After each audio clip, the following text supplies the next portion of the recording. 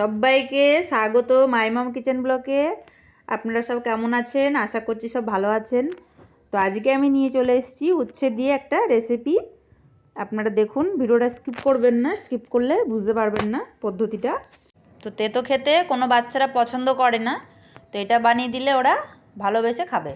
এমনকি বড়রাও পছন্দ করবে, অনেক বড়রাও আছে পছন্দ করে না তেতো খাওয়া। এটা বানিয়ে দিলে ওরাও খাবে। তো দেখুন, এখানে আমি নিয়ে নিয়েছি 3টে উচ্ছে, একটা আলু নিয়েছি, 2টো টমেটো নিয়েছি, এখানে নিয়ে নিয়েছি একটা কাঁচা লঙ্কা, হাফ ইঞ্চেরও কম আদা, সর্ষে নিয়ে নিয়েছি।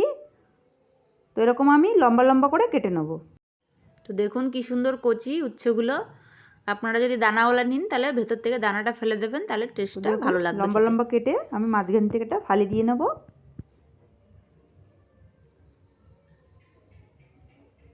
তো সব উচ্ছেগুলো আমি কেটে নিয়েছি, আলুটাও ওরকমভাবেই কেটেছি। তো এখানে কড়াইতে আমি দিয়ে দেবো সর্ষের তেল, দিয়ে দেবো হাফ চামচে 5 ফোড়ন, দিয়ে দেবো একটা শুকনো লঙ্কা। তো এবার উচ্ছেগুলো কেটে ধুয়ে নিয়েছি, সেটাকে এবার কড়াইতে দিয়ে দিচ্ছি, দিয়ে একটু ভেজে নেব।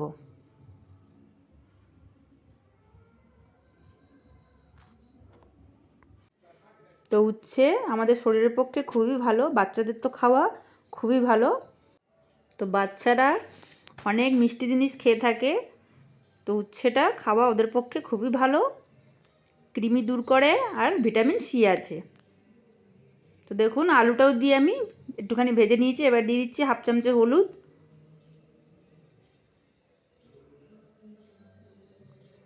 নুন দেবো হাফ চামচে, দিয়ে আবারও একটু ভেজে নেব আমি।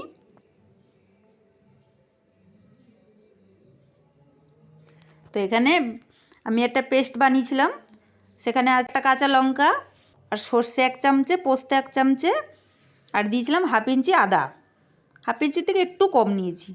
তো মশলাটা দিয়ে দিয়েছি, আবার একটু কষিয়ে নেব।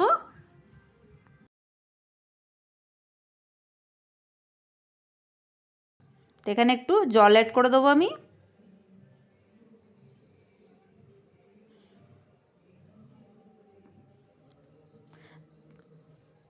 তো দেখুন আমার জলটা শুকিয়ে গেছে একদম, আলুটাও সেদ্ধ হয়ে গেছে, উচ্ছেটাও সেদ্ধ হয়ে গেছে। তো আমি এটা ভয়েস ওভার দিচ্ছি বলে বলতে পারছি, দুর্দান্ত খেতে হয়েছিল, আপনারাও করে খেয়ে দেখতে পারেন। তো দেখুন আমার হয়ে গেছে, আমি নামিয়ে নিয়েছি।